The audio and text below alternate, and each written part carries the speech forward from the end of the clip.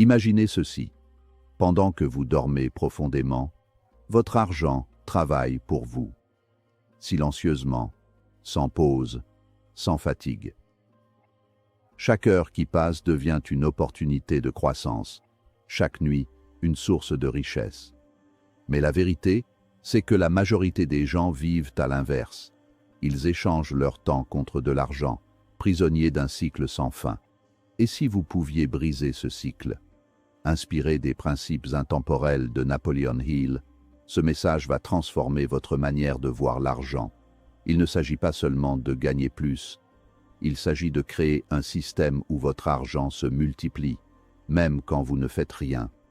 Ce que vous êtes sur le point de découvrir n'est pas réservé aux riches ou aux experts. Ce sont des lois simples, mais puissantes, que peu de gens appliquent réellement. Si vous restez jusqu'à la fin, vous découvrirez comment faire passer votre mentalité de travailleur à créateur de richesse et comment construire des revenus qui continuent de croître pendant que vous dormez. Alors, êtes-vous prêt à changer votre avenir financier? Regardez jusqu'à la fin. Leçon 1. L'argent suit la pensée organisée. La genèse de toute fortune ne se trouve pas dans un coffre-fort ou un compte bancaire, mais dans les replis de la psychologie humaine. La pensée organisée est le socle sur lequel repose l'édifice de la richesse. Il ne s'agit pas simplement de rêver de succès, mais de structurer son esprit comme un architecte conçoit un gratte-ciel. Sans plan, l'ambition n'est qu'un souhait stérile. La richesse exige une clarté d'intention qui élimine le chaos mental. Lorsque vous définissez précisément ce que vous voulez, votre cerveau commence à filtrer le monde extérieur pour identifier les opportunités que vous ignoriez auparavant. C'est ce qu'on appelle l'activation du système réticulé, qui transforme une intention vague en un radar financier ultra performant. Penser petit, c'est s'imposer un plafond de verre invisible, mais indestructible. Si votre horizon mental se limite à la survie ou au paiement des factures mensuelles, votre créativité restera bridée dans ses limites étroites. Les personnes riches ne voient pas l'argent comme une fin, mais comme une ressource quantifiable pour réaliser une vision structurée. Elles utilisent des outils de planification stratégique, décomposant des objectifs décennaux en étapes annuelles, mensuelles et quotidiennes. Cette rigueur transforme l'abstraction de la richesse en une série de tâches logiques et exécutables. En organisant votre pensée, vous passez d'un mode réactif, où vous subissez les événements, à un mode proactif, où vous dictez votre trajectoire financière. La visualisation, loin d'être un concept ésotérique, est en réalité une répétition mentale de la réussite. En visualisant vos objectifs avec précision, vous préparez votre système nerveux à l'action. Cependant, cette visualisation doit être couplée à une structure rigoureuse. Cela implique de connaître ses chiffres au centime près, ses flux de trésorerie, sa valeur nette et ses ratios d'endettement. L'esprit organisé ne supporte pas le flou. Il exige des données. Plus votre cartographie mentale de votre avenir financier est détaillée, plus la mise en œuvre devient fluide. La richesse est le résultat d'une ingénierie mentale préalable où chaque risque a été pesé et chaque levier identifié. Leçon 2. Créer des sources de revenus passifs. Le concept de revenu passif est souvent mal compris, perçu à tort comme de l'argent facile ou obtenu sans effort. En réalité, le revenu passif est le fruit d'un travail massif effectué en amont pour créer un système qui se détache de votre temps biologique. La plus grande limite de l'être humain est que le temps est une ressource finie. Nous n'avons que 24 heures par jour.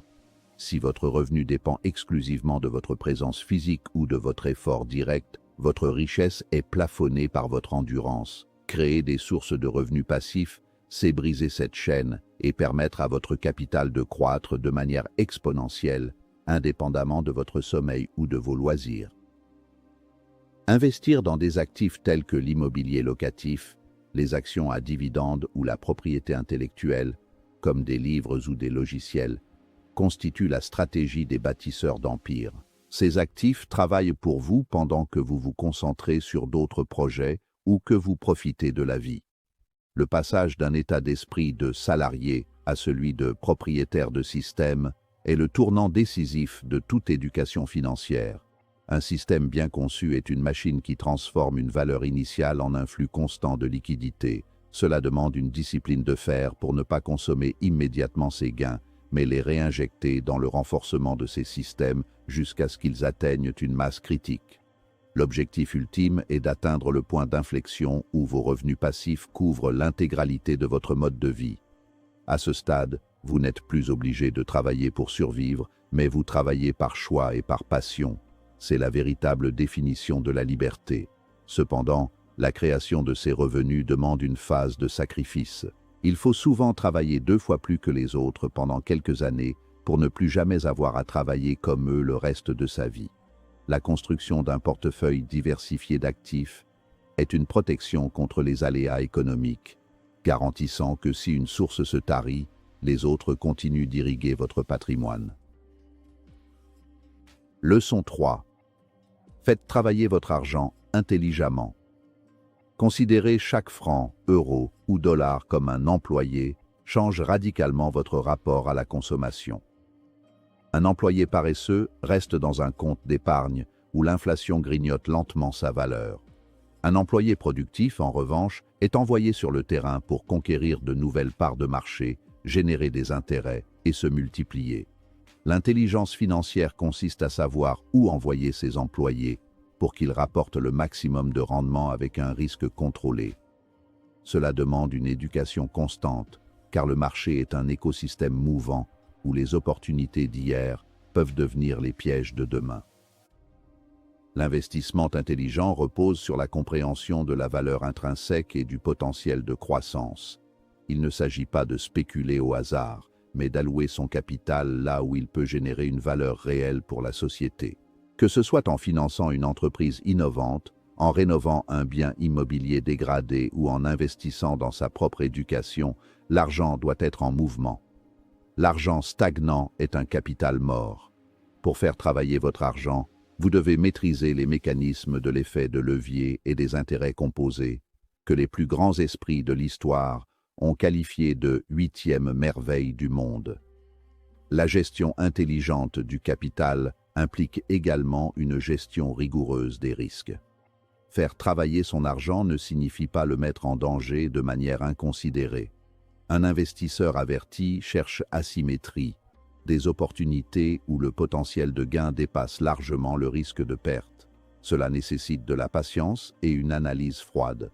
Plutôt que de suivre la foule dans des bulles spéculatives, l'esprit orienté richesse attend les moments où la valeur est sous-estimée. En traitant votre argent avec le respect que l'on doit à une main-d'œuvre précieuse, vous bâtissez une armée financière capable de soutenir vos ambitions les plus folles sur le long terme. Leçon 4. La discipline dépasse la motivation. La motivation est une émotion volatile, une étincelle initiale qui s'éteint souvent dès que les premières difficultés surgissent. Elle est dépendante de votre humeur, de la météo ou de vos derniers succès. La discipline, en revanche, est un contrat inaliénable que vous signez avec vous-même. C'est la capacité de faire ce que vous devez faire, quand vous devez le faire, que vous en ayez envie ou non. En matière de finances, la discipline est le facteur qui sépare les rêveurs des bâtisseurs. Sans elle, même les meilleures stratégies s'effondrent face à la tentation de la gratification instantanée ou à la peur lors d'une chute des marchés. Automatiser ses finances est la forme la plus évoluée de la discipline. En mettant en place des virements automatiques vers vos comptes d'investissement ou d'épargne dès la réception de vos revenus, vous retirez l'émotion de l'équation. Vous ne vous posez plus la question de savoir s'il reste de l'argent à investir à la fin du mois. Vous vous payez en premier. Cette rigueur crée une structure où la richesse devient inévitable. La discipline financière signifie aussi savoir dire non à des plaisirs éphémères pour protéger des objectifs majeurs. C'est une vision à long terme qui refuse de sacrifier l'avenir sur l'autel du présent. Sur la durée, la répétition de petits gestes disciplinés produit des résultats monumentaux. c'est la constance dans l'effort qui forge le caractère et le patrimoine.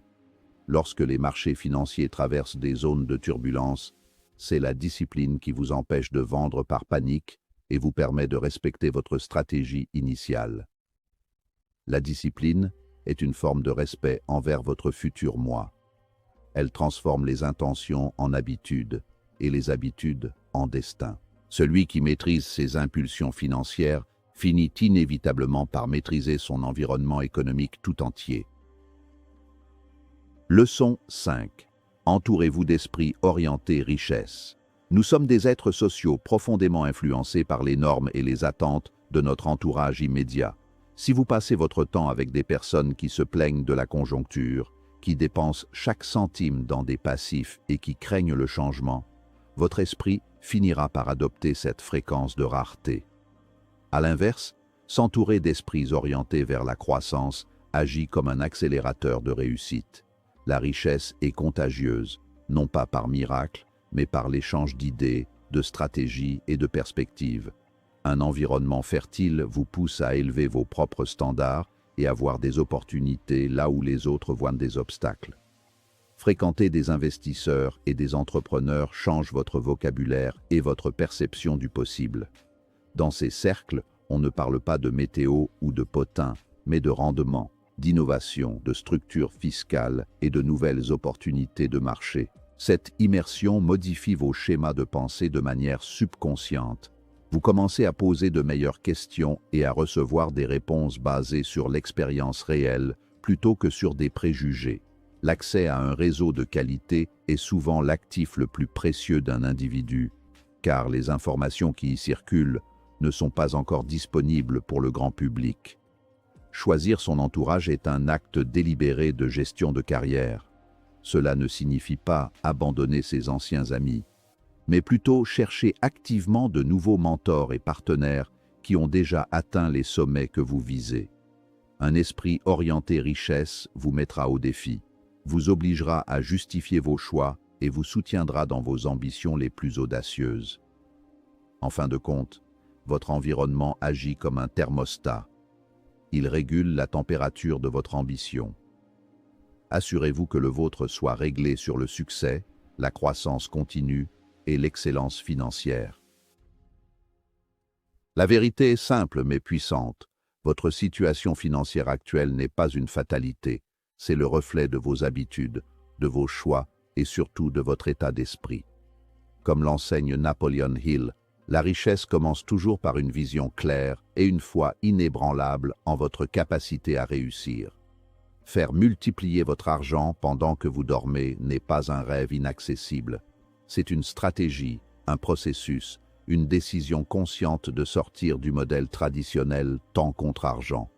Cela demande du courage, de la patience et surtout de la constance.